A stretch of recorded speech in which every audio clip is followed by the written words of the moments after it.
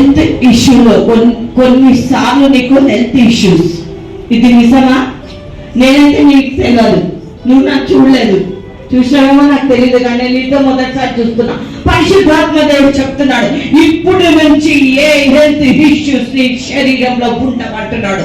వాటినన్నింటినీ అవి కేవలం నిన్ను దేవుని నుంచి, దేవుని సన్నిధి నుంచి నిన్ను భ్రమపరిచే ఆత్మలు వెంటాడి దేవుని సన్నిధి నుంచి నిన్ను వెనకకు లాగాలని చూసింది. కానీ పరిశుద్ధాత్మ దేవుడు చెప్తున్నాడు, ఇదిగో నా కుమారుడా, నేను నిన్ను నిలబెట్టుకుంటానంటున్నాడు. ఫైనాన్షియల్ గా నేను నిన్ను బ్లెస్ చేస్తానంటున్నాడు. దేవుని పట్ల నీ దాహం చాలా బలంగా ఉంది. ఇది నిజమా? నువ్వు హృదయంలో ఏ వాంఛ కలిగి ఇక్కడికి వచ్చినావో, దేవా నిజంగా నేను వెళ్తున్నా, నువ్వు నాతో మాట్లాడాలని నీ మనసులో అనుకున్నావు అంతే. నిజమా? పరిశుద్ధాత్మ దేవుడు ఎరిగిన దేవుడై ఉన్నాడు.